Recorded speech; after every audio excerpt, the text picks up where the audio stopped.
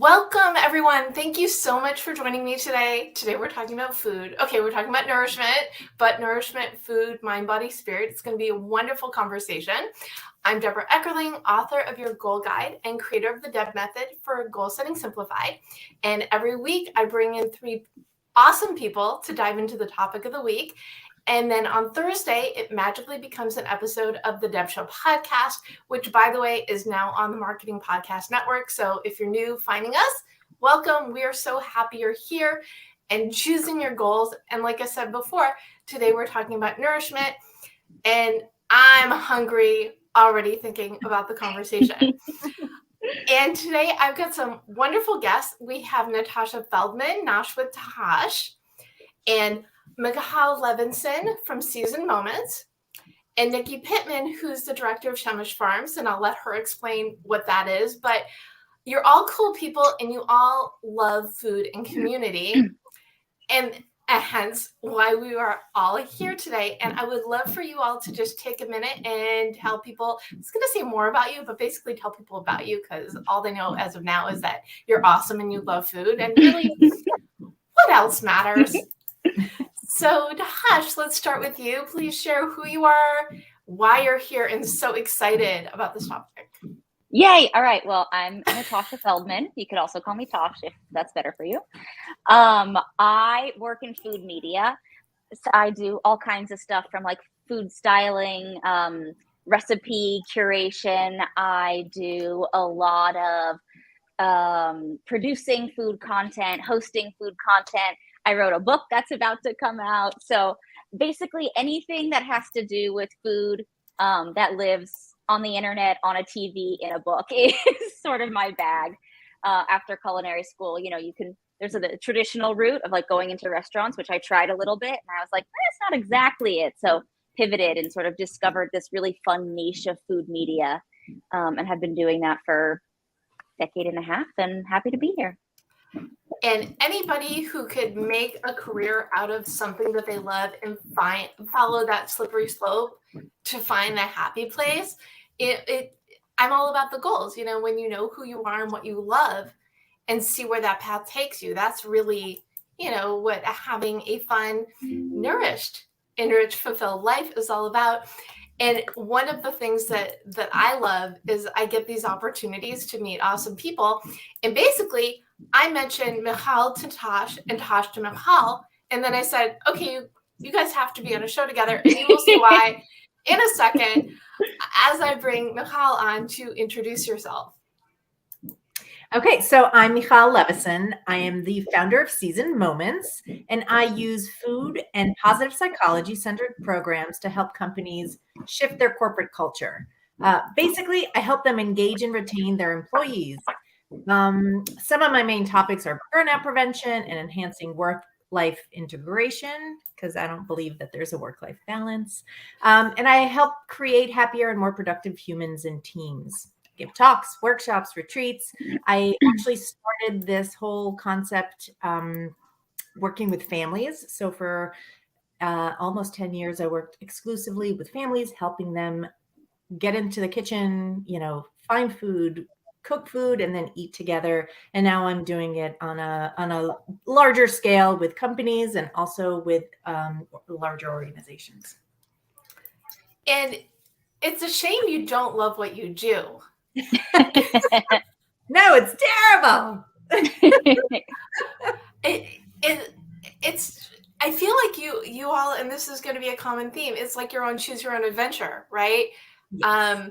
And anybody who knows me knows that the food comes up in the conversation, at least, well, in every single one of these shows at some point.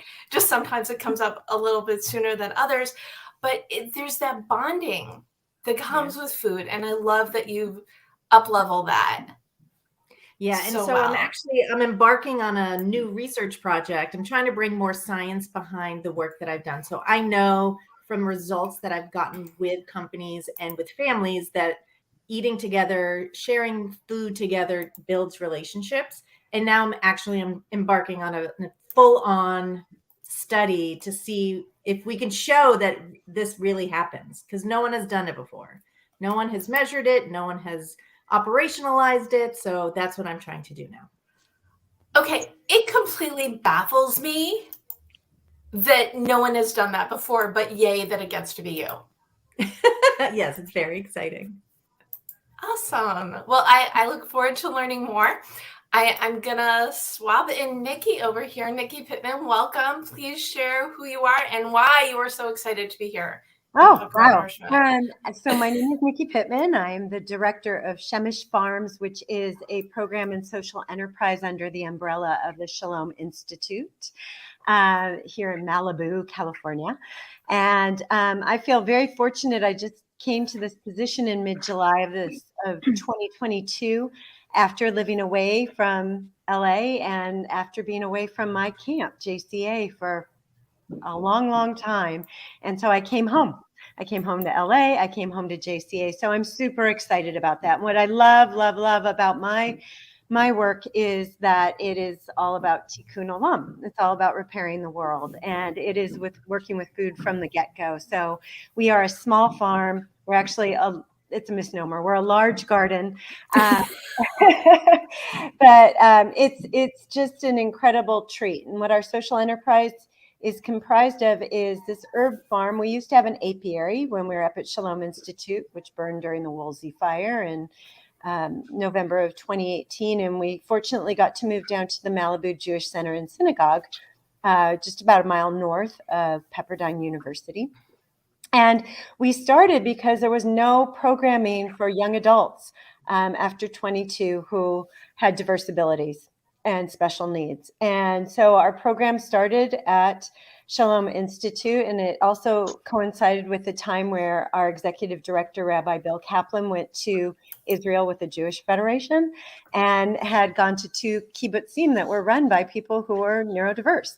And came back, and we started to work with the animals that we had and the garden that we had and some other programs at camp. And then it turned into the focus became about the farm, the actual herb farm.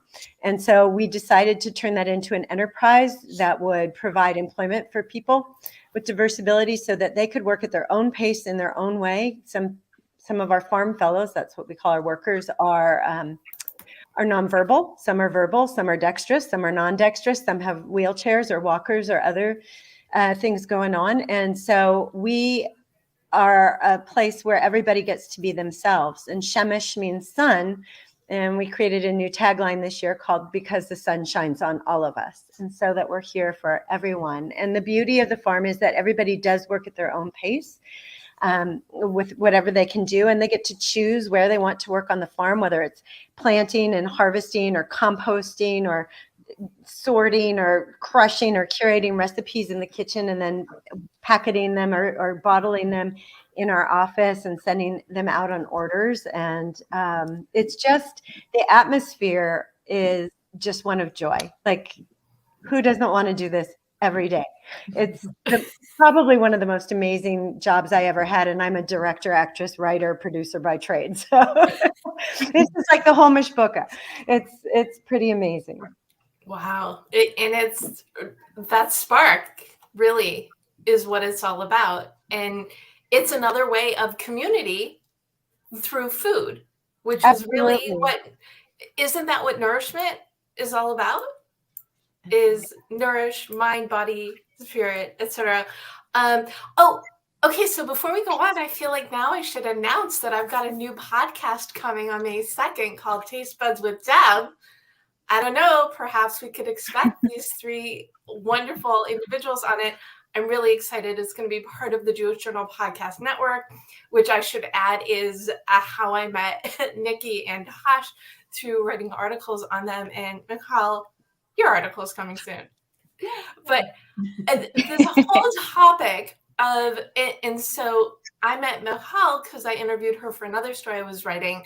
And we were talking about what would be a good food topic that wasn't food.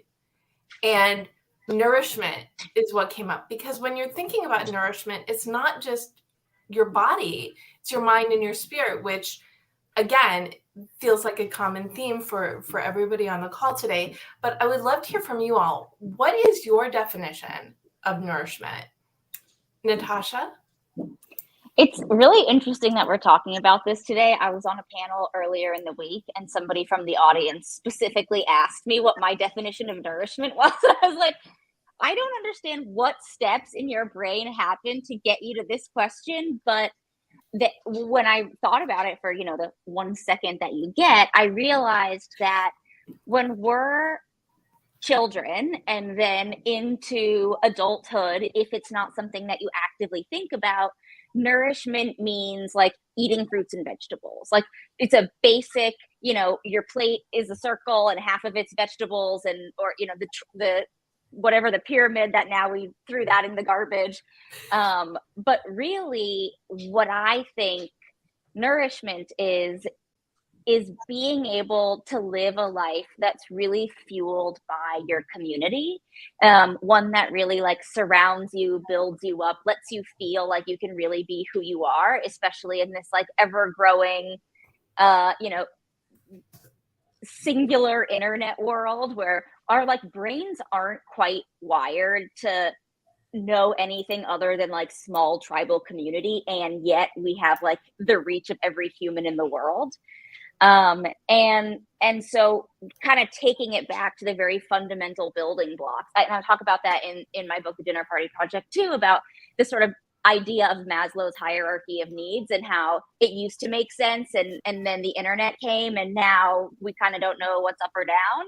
And my favorite way to make that happen is through food and eating together and doing these like dinner parties. So nourishment is dinner parties, but only because it is the backbone that allows you to really feel connected to your community. It's not broccoli. But broccoli's so yummy. It really is. But yeah, it's like, I feel like one of the things that is kind of a bummer is that you're sort of told, like, if you eat all of these things, you're going to feel nourished. If you do all of these things, like that's the secret to a happy life. And it's so different for every single person. And just focusing on like exercising and eating, I think is a very like small way of looking at what it means to be nourished as a human. I think it's also a very American way of looking at Totally. I hate to say it. So I'm Israeli, so I come from a very different culture. And in this country, we break food into its nutrients, right? Into like what minerals are in this food, what vitamins, and but no one sits down for a plate of vitamins and minerals, right? We sit down to a meal that is cooked with love and with care. And so nourishment, I think, in this country has been completely just twisted into this like, well, I need to get 700 grams of this, B vitamins, and it's become this calculation as opposed to here's food that makes me feel good. And I think we've taken the emotion out of it, and that's what nourishment is, right? It's the holistic view of being nourished. It is mind, body, spirit. And yes, there's the physical aspect of actual food, and hopefully you eat a balanced, mostly fresh food and not a lot of processed stuff. But really, it's also the connections that you build. So Martin Seligman came up with a well-being framework called PERMA, which stands for positive emotion, engagement, relationships, meaning, and achievement. And I see nourishment as really like you can find every aspect of well-being in food, whether you're preparing it, whether you're going out and planting, whether you're growing your food, whether you're going, I call it forage, fire, feast, however you forage for your food, whether it's at the supermarket or at the farm, however you fire it in the kitchen and you cook, and hopefully you cook together. For me, it's what I've been doing with my kids since they were literally babies. My daughter cooked her first scrambled eggs months before she could walk. And it's true. And we were like, is there something wrong with her legs? She's not walking. But at 10 months old, she scrambled eggs. She could stand. And then the way we eat together and the way that we connect, because food is memory, and food is so much more than just putting things in our body to fill our stomachs, which is what it has become, Wow. especially here in this country. Yeah, I remember reading somebody wrote, you can eat as much broccoli as you want, going back to Tash, but that doesn't mean you're going to feel connected to the people and the environment and the world around you, or yourself even, right? And I think it's such an important part of nourishment, is what fills you, what fuels you, and how you feel like. I know for myself, if I eat foods that are kind of crappy, like if I eat a lot of sugar, for me, that's just not good. If I eat some sugar, it's great. It's not a problem. But, it's so much more than that. And it's so much more about how we connect with our food itself. Like, being in the garden every day, touching the food that you're actually going to make, it makes such a difference. And we work with a company called Circa Cultivation. They, because our garden is also, it's in soil, but we have hydroponic towers. And the hydroponic towers are amazing for so many different reasons. But their company is called Circa because in Spanish, cerca means near or close to. And they're all about bringing people closer to their food, nearer to their food, because I think we've lost a sense of that with everything. With, I'm so grateful for Zoom and platforms like it.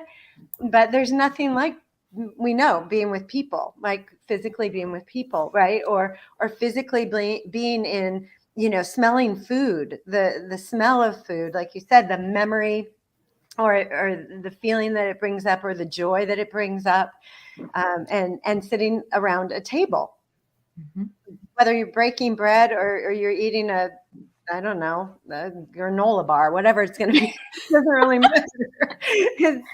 Right, it's the connection, and it's the connection to all things, depending on what's needed.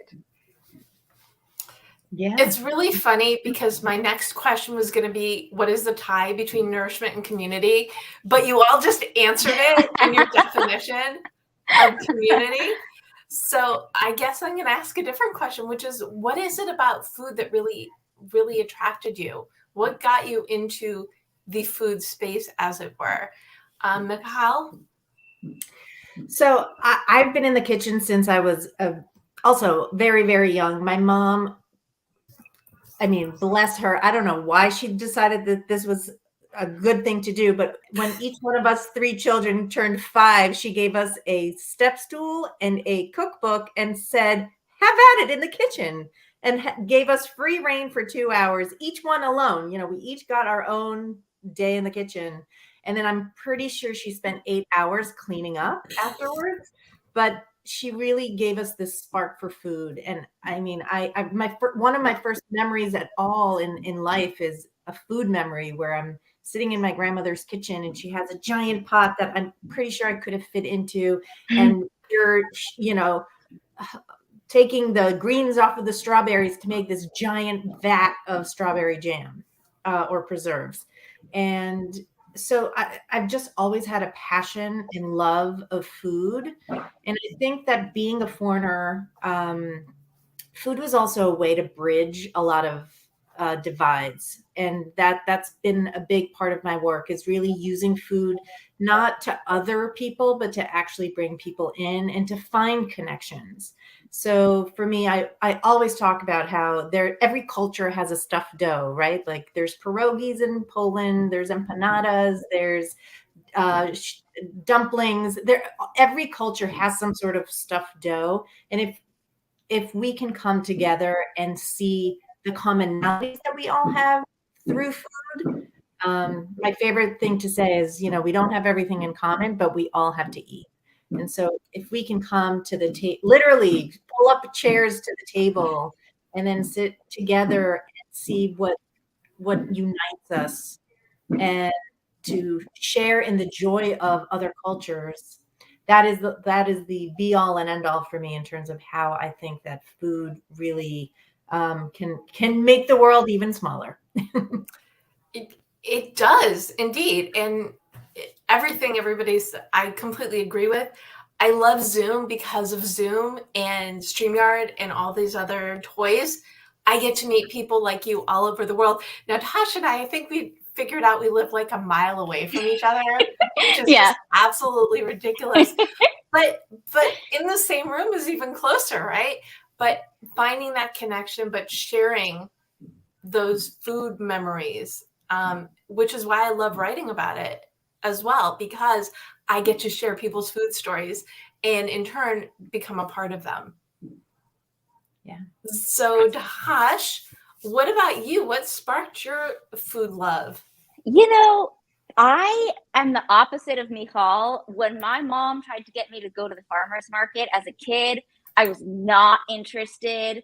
When she was cooking dinner, I was not interested. I was the kid that like they would turn the TV on, and every time I got distracted enough, they would put food in my mouth because they were like, she needs to eat something. Like I really did not care about food at all.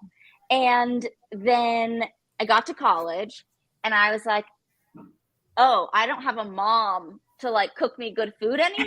You know, it's like, you'd think that would have been very obvious, but I was like, where's my dinner? You know, like this is food. It didn't really, it's so strange to say, but it didn't occur to me that like my standards of food were going to be so different from other people's, just like based on my mom's like love and appreciation of produce and like living in places where we had access to really great stuff. Like I grew up in Lake Oswego, Oregon. So we would like, you know, pick wild blackberries and Marion berries and like all these stuff just like on a walk, you know? So, but then I got to college and I was like, this is not food. Like what is happening here?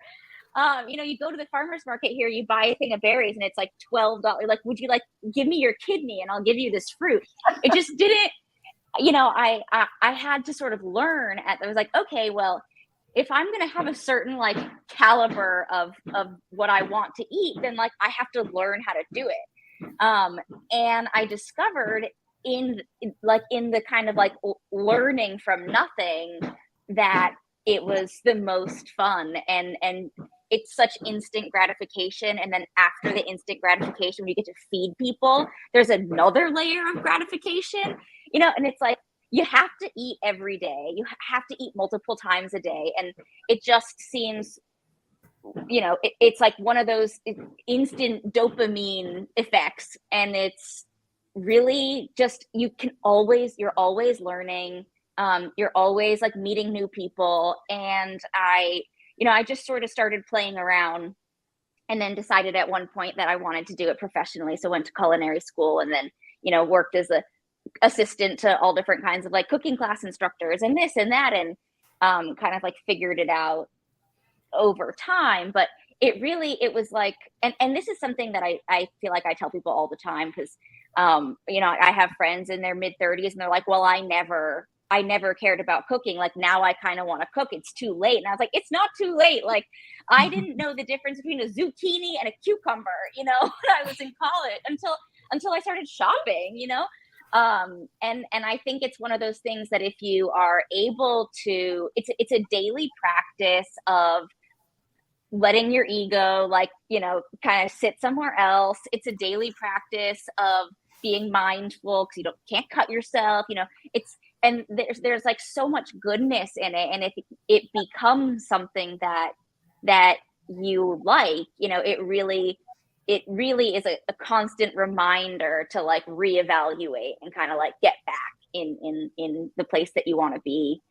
And yeah, it was sort of like one day out of the blue. And then I just was like, okay, well, not so out of the blue.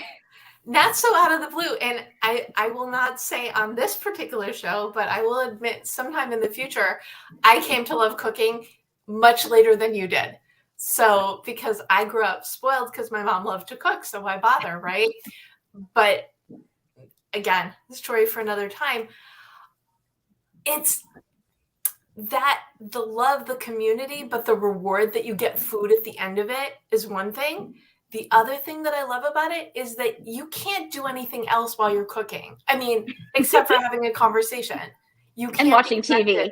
Right. You cannot be connected to a computer or a phone and cook. a hazard. Yeah. I love this conversation. I love these stories so much. And it's interesting. There's so many things going on in my brain because I've been single for a long time and I love to cook.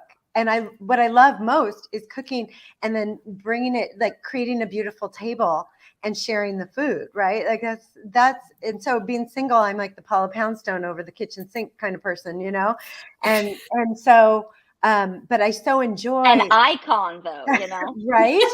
Um, but I so enjoy, like, probably my favorite hobby is going out to coffee, you know, like to sit at a table with somebody over, you know, something is such a joy. And then Michal, you were talking about, you know, how like the dough, right? A filled dough is, I started a program. I was a teacher for many years and at my old school, I started a program called Born and Bred, celebrating the mosaic of America. And we would have the kids in one grade level write a whole thing with their parents about their cultural background and come up with a bread from their background and music and this kind of thing. And we would have a whole day and the kids would get passports and we'd set up these tables and the parents would bring in bread or make bread.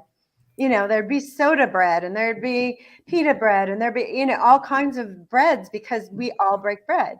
Yeah. And we would have music and dancing and games and stories. And that's this, like listening to your stories is just it's so heartening. And that's the connecting piece. And I think we all have food stories. Like I could tell you why I don't eat asparagus or broccoli because I had mommy dearest moments and my mom was wonderful, but those weren't good things. Broccoli strikes again. I know. Well, I know broccoli. Did I say broccoli? I meant Brussels sprouts. I can't eat Brussels sprouts. I love broccoli. Hail broccoli. But, you know, but then I think about like my grandma just making egg noodles with cottage cheese. That was comfort food. Or, you know, the smell of Mrs. Nichols' cookies, oatmeal cookies next door. You know, like it's so tied to, hail broccoli, is so tied to memory and connection. Yeah. And what feeds us, what nourishes us, you know, those times with friends, those times with families. I think it's so important. And I think it's interesting to sort of like weave together what you're saying, Nikki, with how, and Michal essentially said this as well, like the modern American society is not one that prizes taking time at the end of a day or like gives you enough time in the day to like cook or even give you like enough disposable income to feel like it's reasonable to just invite friends over and feed them. And being able to sort of evaluate that and see what you can do and what's reasonable for your particular life to find ways to do it is really special and important and leads to all of those sort of like memories. And your life is just, you know, little memories after little memories. So Absolutely. So Nikki, we never got your answer to the question, which is what brought you to food? Yeah, I got hired. I mean, you know, so I think, you know, what's different, I mean, clearly very different about, you know, what Tash and Michal do is that we're an herb farm and we had an apiary and our bees are farmed out. So we jar our honey on site. And the thing is that when we're all working in community and we might be working in separate places on the farm and at our own pace, but when you get a bunch of us all around a table and we're sorting the herbs, right? Like you have to take the leaves off the stems and then you dry them. Conversation happens, right? And we encourage everyone to smell what they're working with, to taste what they're working with. And I think there's something so incredibly delightful about this social enterprise, right? And the social part is that we're doing good. We're connecting people, and we're connecting people with the earth, which is oh so important. You know, we have a reading, we have opening meetings at the beginning of our day, and we read our Shomrei Adamah, our promise that we're the keepers of the earth, and a land acknowledgement that this wasn't our land, and that we need to be stewards of that and take care of that. And I think we are, you know, as I said before, we are disconnected from our food. You go to a grocery store and things are wrapped, you know, or you like sometimes I'm just sort of in awe and disgusted with the fact you go to a grocery store and there's so much. There's almost too much, right? Of everything. And that's why I think farmers markets are so important, and why just having a little garden or a pot of basil is so important, is just to really connect with it. Or even if you've bought all your things, right, and you've taken them out of the package too, like you talked about, Tash, about being mindful about cutting, just slicing things and taking our time with that, and then recognizing that a farmer over here produced this and a cow over there produced that, and like, oh my God, and all these things have come together and they've come into this one recipe and then into the greater meal. We're so interconnected. I don't. So how I came to food, I got hired for this darn job, which I didn't know a thing about, and I love. Like, that's amazing. Nikki, do you guys sell the herbs? Do you dry the herbs? Thank you for asking that. Yeah. So we crush the herbs individually. We curate the herbs into herb blend recipes, typically with some Himalayan pink salt or with some kosher salt. And then we package them. Right now we just do packets, but we have done bottles, and we sell them on our online store. We're in like 6 boutique stores around the country. We've done farmers markets before the pandemic. We've been doing specialty markets and special events. We'll do event orders, gifts and that kind of a thing. And it's very cool. And then we have very fun names for our herbs. So we've got, like, we just made a pickle starter recipe. It's called In a Pickle. We have a beautiful blend for Passover called Carpus DM. Names are, we came up with a new tea blend this year, and it's called Tikkun Olam, and it's all about taking care of yourself, repairing yourself before you go out and take care of the world. And love that. Yeah, it's really, I can't even, I'm like, who am I? Where? It's also interesting. You guys, I want to pick your brains after this. I'm like, come to the farm. It's interesting to hear you sort of talk about also like hiring people that are neurodivergent. I don't, Michal, maybe, I don't know if this is your experience as well, but I feel like such a vast majority of people that work in food have some sort of learning disability or differentiator. And the fact that, I usually think of it as being like in the kitchen. A lot of the people that I went to culinary school with, really like could or couldn't pass high school and had a lot of difficulty with standardized education. I'm incredibly dyslexic. So school for me was like the worst. Somehow got through it and then did 2 rounds of college because, but like in the book, I have a lot of illustrations in addition to the photos. All the photos are like very specific, so you can like see how things are cut in the picture. So if you're not really good at picking up all of the words, there's a bunch of other ways that you can kind of learn. And then there's tips on like how to do it in advance if you're the kind of person who gets really overwhelmed when there's like too much stimulation. So it's not a book to like learn how to cook with neurodivergent behaviors, but it is and I think that's so cool. Yeah, it's user friendly, and it's fun, but it's also your personality shows in it, which you have to, right? Isn't that the differentiator for anything? Is who you are, and it comes out through your words. Yeah, totally. Yeah. And I think, it's interesting just in terms of terminology, because we use neurodivergent or diverse ability or on the spectrum. It's like we're all on the spectrum and we all learn differently, and I love too that you talked about, your own experience, because I think education is so much broader than the construct that we have of it. And we're all being educated right now, right? We're all learning about something new right now. And I just think the experiential is so important. And that's when you really dig in literally to figure out, how to do something or what you love, or that mind, body, soul connection, which is, you can't get just reading a book. You get by having a book and using it and doing it. And I don't know. It's very cool. I think one of the things that, well, part of the reason I love doing these conversations is I get to make conversations like this happen. So I love when I get to connect like minds. But the other part of it is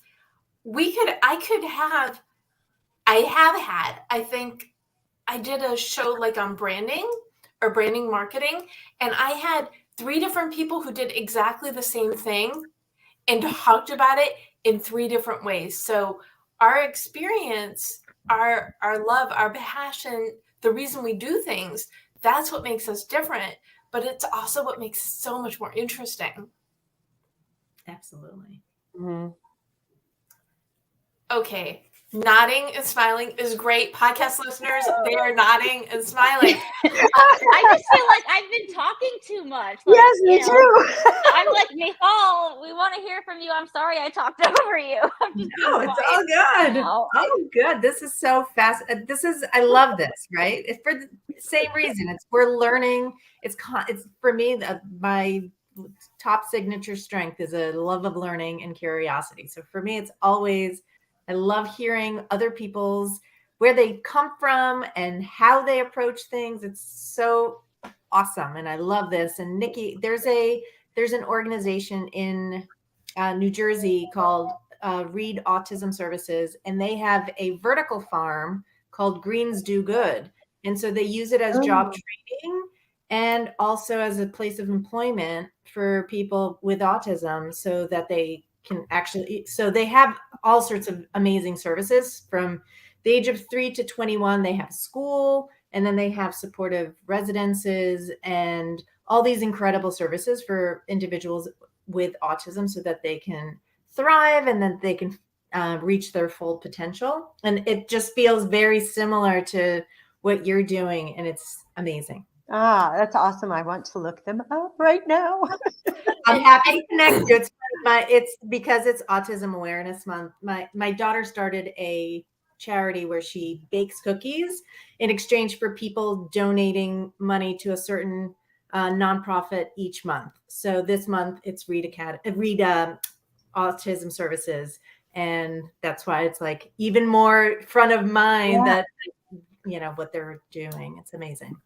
Well, and be sure to send me the link, because if you're listening or watching, if you go to thedebmethod.com/blog, there will be a recap of the conversation along with links. So guess any links that you want me to be sure to include, like this one, please send it to me tonight so we can get that information out to everyone. I want to give a shout out to Nicky and my mutual friend, Elena Hall, who runs the Miracle Project in LA. And actually, Elaine's husband, Chef Jeff, as we call him, used one of the Shemesh farm spices in a recipe for Roundup I did in December. And I'm like, I need to interview these people. I mean, because it's so incredible. And you start with circle time and you end with circle time. And for my, when I was leading live goal groups, which I've done for years, it starts with circle time. What are you working on? How can we support you? What goals are you doing for next time? And that's pretty much what you're doing. It's like, okay, where are you going to work today? And let's celebrate all the accomplishments of the day. And there's something with that community aspect, that motivation, that joy, that I can't imagine. I mean, how do you leave? How would anybody leave working for the day and not feel amazing? Well, I think that's the cool piece. Like and it's interesting, having been a teacher for a long time, I love teaching and I love directing, but I would leave like completely like drained, completely drained. And I might be tired at the end of the day, but I'm like, what? This was amazing. Like I literally feel giddy every day.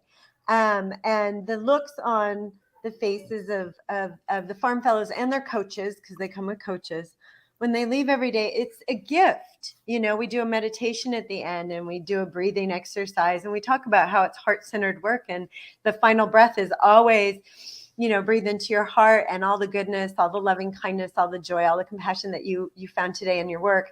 send it out to the world, especially to people who might need it most, and it's just like, it's like you breathe everything from the farm, like literally, and then you take whatever you had in your heart with you. I don't know if this happens to you, but I feel like sometimes I'll be on set food styling, thinking about the thing that I'm getting paid for. You just look around and you're like, I just laugh. I'm like, how am I making money off of doing this thing that is so ridiculously fun? Yeah. Like, who did I scam to get this job? I don't know, but okay. Truly. I'll take it. Yeah. Okay, I just shared the link that Michal sent me. It's called Donate Now, DOUGHNATE, now. Wow. Yes, this is my Talk high about school leaning into a theme. Yeah. That's really great. So Yeah. before we gift some goals to the audience, I would love to hear from you all. How do you nourish yourself other than like the regular ways? I love that your favorite hobby is going for coffee, Nikki, by the way. My favorite hobby is Zoom coffee and this, but anyway, I digress. Michal, what is your favorite thing to do that you nourish yourself or for nourishment? For nourishment. Well, I love meeting friends for a meal or cooking or having them to my house and sharing my love of food. Or spending the day in the kitchen with my husband and my two girls, because we all enjoy spending time in the kitchen. So those things definitely recharge me. And going out for dinner in the city, because I'm only 18 miles away from New York City, and it's like food central. So it's discovering new places and new chefs and seeing them, and all their passion and all of their pride in what they do really like show and tell a story on a plate. So those are my kind of ways of recharging and nourishing myself. Oh, I love that. I love all the things. I have so many other things too. I mean, we won't talk about trapezing. Excuse me, say yes, again? we will. Yes, we will. Yes, trapeze. Drop That's the also trapeze bomb. Wait, I dropped the trapeze bomb. All right. How long have you been doing that? About 15 years. That's okay. amazing. Yeah. You turn. How and why does one trapeze? We need more. Okay. I first did it on a vacation and then found a trapeze school. Literally, it was 7 blocks away from my apartment in the city at the time. And so I started going, and then I had a baby, and then I went back to trapeze to try to lose the baby weight. And that became my weight loss regimen because I couldn't stomach the idea of going to a gym. And now, I don't do it that often because now life is very hectic with 2 teenagers, but I got them into it too. So the high school freshman who has this amazing charity was terrified of heights. And this was the way that I got her to face her fears, was by climbing a 40-foot ladder and jumping off and trapezing. Are you like the cool mom? This has to make you like the coolest mom. I don't know. I think like on the outside, it might seem like it. And if you ask my kids, I'm not sure that they would always call me the cool mom. I think like it's just like trapeze is so random that it doesn't quite fit in that category, Like you're definitely, I feel like you've got to be the most like intuitive mom, who like helps your kids really become their full self. That's what I feel when you trapeze. I'm like, that's a woman who knows how to get what she needs. Cool? I don't know. Right. I don't know where it fits on the cool meter, but Romance trapeze. I think that's the greatest thing that you could put on a resume. And I Yeah. do. Little I've always conversation put it on starter. my resume.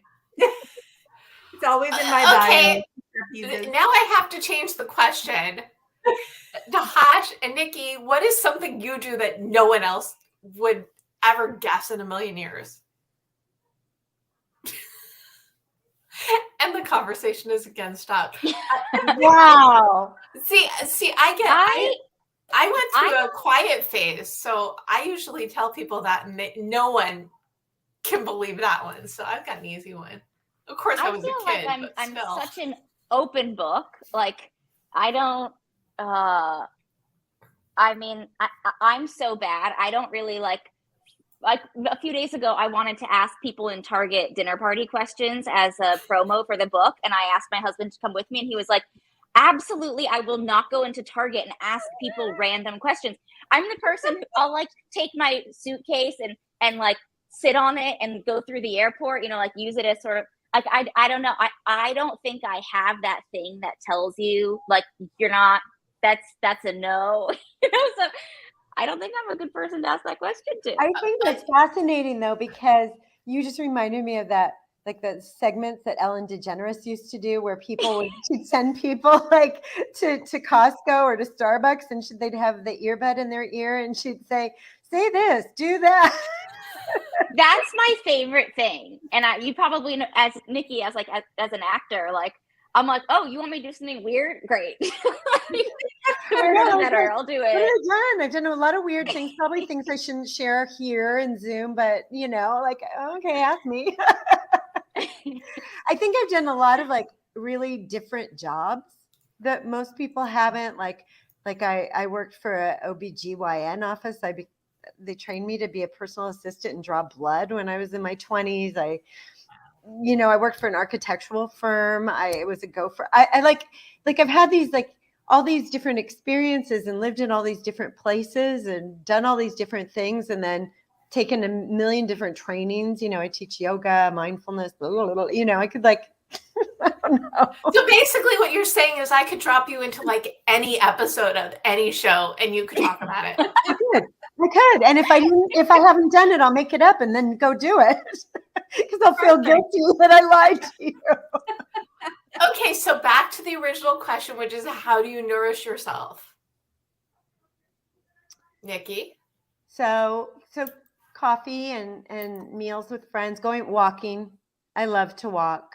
I'm walking on my own, walking with friends, traveling. I'm when I can. I love traveling with people, but I love traveling by myself. I mean, there's the most extraordinary experiences and meeting cool, different people, just people's stories. I find them fascinating. So that's nurturing, and I'll never say no to a 90-minute massage. Me too. Nice. And what about you, Tash? Farmers markets. Got to go every week, or I feel like I forgot something for my soul. Very important. Rain or shine. Even if it's like, I'll go to farmer, like I'll visit my in-laws in Boston in the middle of the winter. I'm like, I will find a farmer's market. There might only be 4 things, but I'll find it. So farmers markets, my dog. She's my number one nourishment. And honestly, I'm obsessed with my therapist. I think she's like the greatest human, and being in consistent therapy and like really learning why and how you do things and making more conscious decisions is something that I find very nourishing. Nice. And I love the range and the fact that you all mentioned food as part of what nourishes you. Theme. Right. You can't keep a good theme down. And yes, it's like you had us here for a reason or something. Well, in theory, this is a business podcast. And I think I mentioned earlier, this is now on the Marketing Podcast Network. And when I was talking to the podcast director, I'm like, every now and then I go a little bit off book because the personal is as important as, if not more so, than the professional. So yes, I love to mix it up. And I am so enjoying this conversation.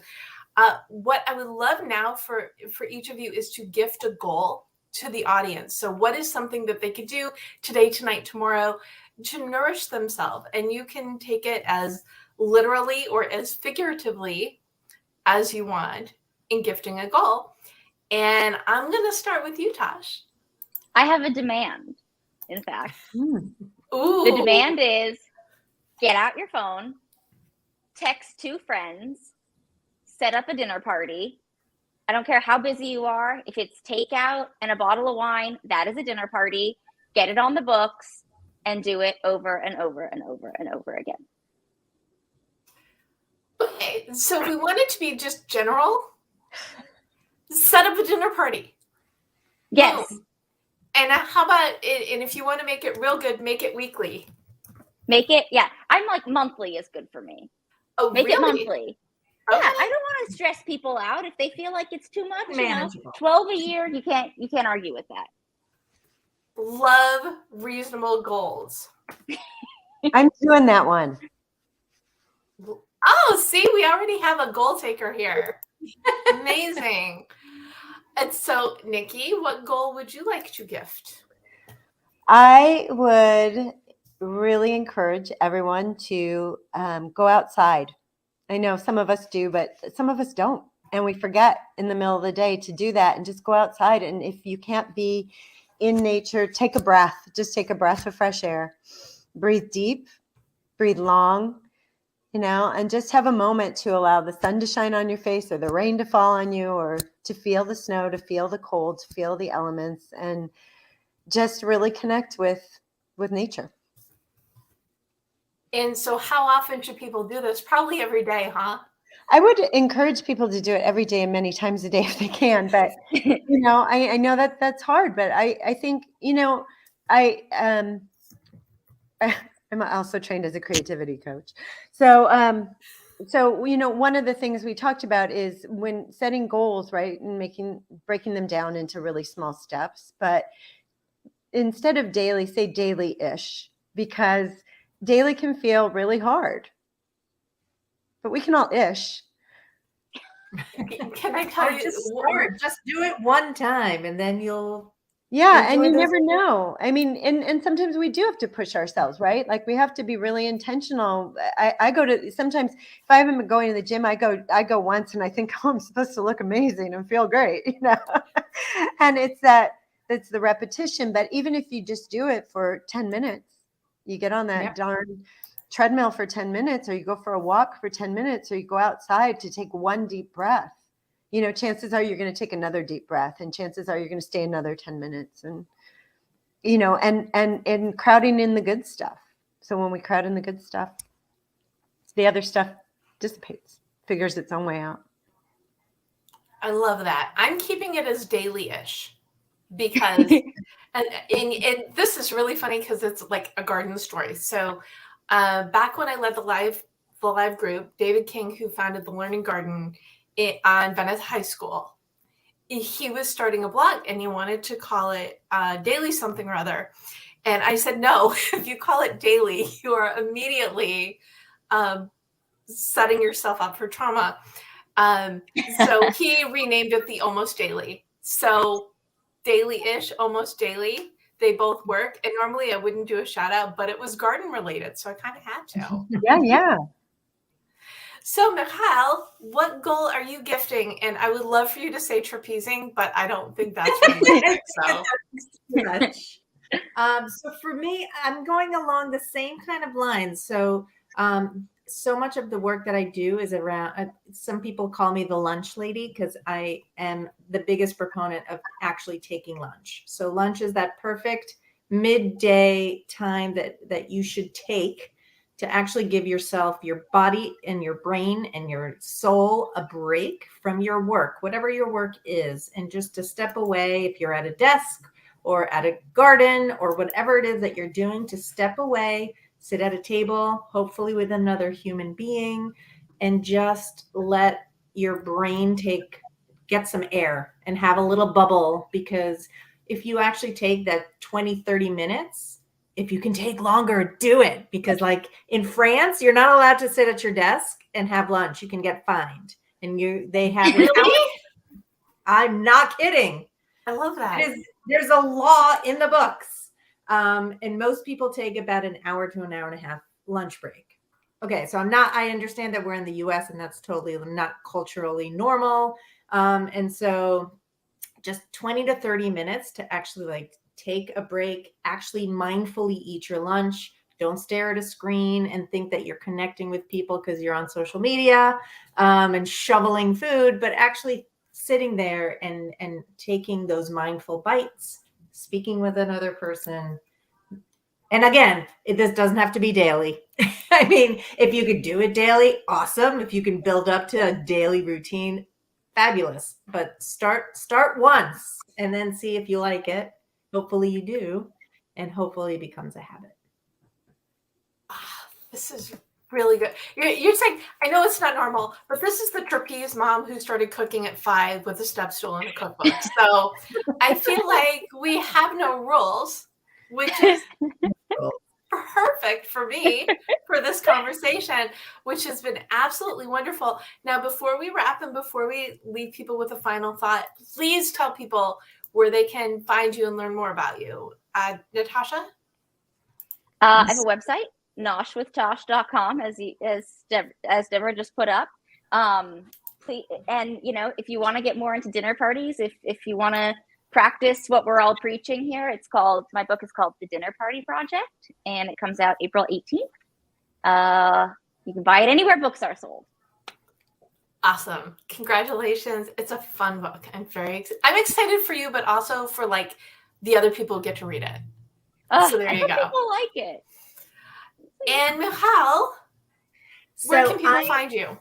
You can find me. I have a website as well. It's called seasonedmoments.com. You can find me on Instagram at seasonedmoments. And then I also I have 2 cookbooks, so you can find them. They're called Seasoned Moments. And then the 2 titles, you can find it on Amazon and where lovely books are sold. Awesome. And Nicky, where can people learn more about you? And Shemesh Farms. You can go to www.shemeshfarms, all one word, lowercase.com. And it'll tell you all about us. You can shop there. It's a Shopify site, and you can find the email if you need to reach us, me, the farm. And we're on Instagram too, at Shemesh Farms. Fantastic. And I am at the Deb Method everywhere. And you can go to thedebmethod.com/blog to read the recaps to this and my previous episodes.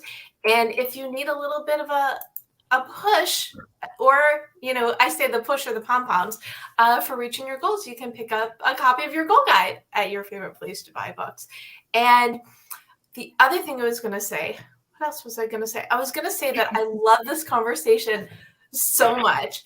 And that I will have everybody's websites and their LinkedIns in the recaps as well, because I always find that that's the best first place to connect with people. I feel I was going to say I expected to feel hungrier at the end of this conversation.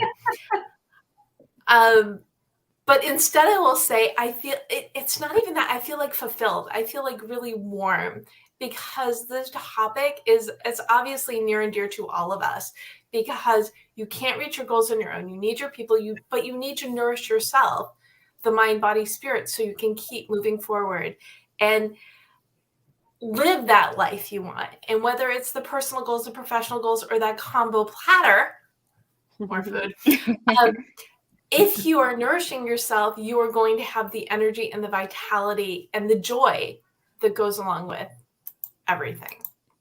So we've got that. So before we wrap, I would love to gather a final thought from each of you. Michal, what final thought do you want people, if they take one thing away from this conversation? One, savor all the moments, right? Whether it's eating with others, you can savor a meal long after it's gone, and you can savor a relationship. You can savor a conversation like this one that has left me so sated. And savoring is a really important way to really get in touch with gratitude and to really be able to enhance your well-being. I love it. And there's that gratitude word again. It's important. It is very important. So Nicky, what about you? What final thought? Oh my gosh. This has been so wonderful. Thank you, everybody. I feel great and grateful. And Gratitude is my touchstone. I'd say, stay open. Stay open to what nourishes you and allow what nourishes you to change. Allow yourself to find that place of nourishment in your life in whatever way you can. Because I think that, what I have been hearing here, and I think you said, Deb, is we all love what we're doing. And I think it's finding that space where you can love that, so that when your life is interconnected. Michal, did you say that? Did you talk about the integration? Yeah. Or was that you, Tash? Work-life integration. Work-life integration it's like we spend so much of our time at work. Spend it with gratitude, spend it in joy, spend it in nourishment. So if you can do it, I know it's a luxury. Awesome. And Tash? I guess I would say there's a lot of things in life that are stressful. And if you can find something that doesn't need to be stressful, don't make it stressful. Food should be fun. Find things that are easy. Do what's in your wheelhouse. Like, don't make it harder than it has to be. I like food should be fun, so I'm just keeping that for the final thought, because and I'm with you too. I say it all the time. So my tagline is goal setting simplified, because life is challenging enough. The instructions need to be easy, so I made them easy. And food, life, whatever nourishes you should be enjoyable and should be run toward with full abandon, so you get everything you need to and want to from that experience.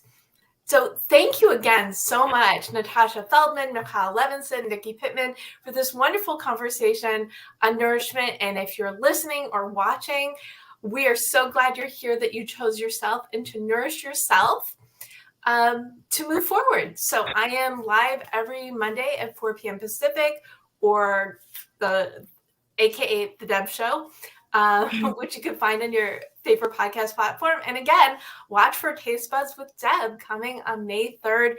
We need to have these obviously, I need more food conversations in my life. So there you go. Whatever you do, whatever nourishes you, just keep doing it and enjoy every single moment. Savor the moment. Go out there, go for it, because we know you can do it. Thanks, everyone. Bye.